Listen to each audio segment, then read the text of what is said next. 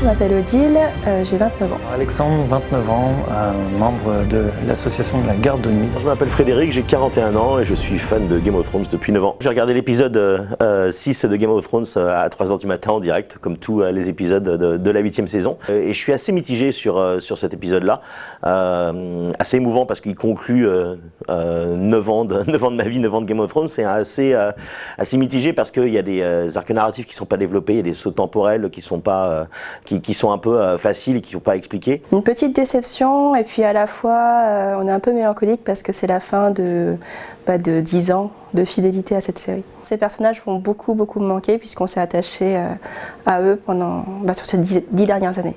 Alors la fin de Game of Thrones laisse un grand vide, je suis toujours en train de digérer au moment où je parle. Il en restera quelque chose et peut-être qu'avec le temps, je ne sais pas quel souvenir j'en garderai, mais j'en garderai un souvenir. On l'a regardé avec ma copine hier et on s'est regardé à la fin, on s'est dit quand même, voilà, Game of Thrones c'est fini.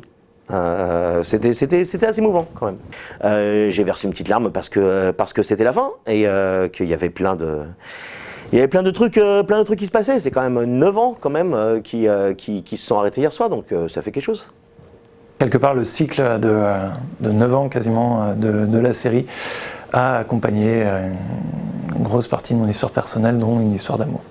Dans le rituel en fait que j'avais à l'origine pour regarder la série télé, c'était principalement de le voir avec ma conjointe, puisqu'on a commencé notre relation au moment de l'épisode 1, saison 1. Donc c'est assez rigolo, c'est un peu tout un pan de vie commune quelque part, qui continue heureusement. J'avais commencé, j'étais étudiante, maintenant je suis une femme active et il y a plein de souvenirs qui sont attachés à cette série où on attendait avidement l'épisode tous les dimanches soirs, on attendait vraiment l'heure de sortie et puis toutes ces discussions interminables qu'on a eues autour de la série, c'est vrai qu'il y avait beaucoup de souvenirs qui sont attachés à ça. Puis maintenant on va voir, ça va rester quelque chose qui a fait partie de ma vie un peu pendant 9 ans. Et puis on va voir s'il y a d'autres séries qui vont atteindre le niveau de Game of Thrones.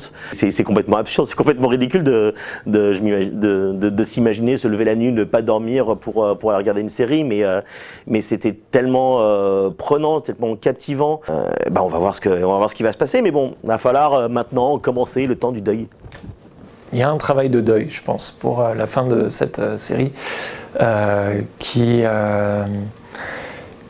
justement, je me suis fait la réflexion ce matin, qui me prépare au deuil futur de le dernier livre qui sortira de George Martin et des différentes activités que je peux faire, activités de longue haleine que je fais en parallèle aussi sur le Trône de Fer, que ce soit des jeux de rôle, différents jeux qui se passent dans l'univers et qu'on suit maintenant avec un groupe d'amis depuis plusieurs années qui vont s'arrêter prochainement. Tout ça, voilà, la série fait entre guillemets un bon entraînement au futur gros travail de deuil qui adviendra après. Je vais faire ce temps du deuil. Déjà, j'organise des quiz dans des bars, donc la semaine prochaine il va y avoir un quiz Game of Thrones, ça c'est sûr. Et puis réécouter des chansons, me replonger un petit peu dans l'ambiance. J'ai été super ému par la dernière chanson dans l'épisode 2 de la saison 8 de Florence and the Machine, Jenny of All Stones. Et puis essayer peut-être d'aller voir certaines fanfictions, même si on sait que George R. Martin n'aime pas forcément trop les fanfictions. Et essayer de voir un petit peu, de gratter toutes les news, des spin-offs qui ont été annoncés. Il y a déjà un spin-off qui a été annoncé sur le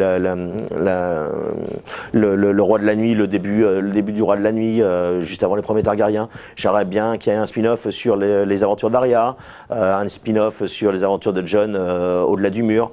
Voilà, sur plein de choses. C'est vrai que c'était la dernière série que je suivais vraiment au moment de la sortie.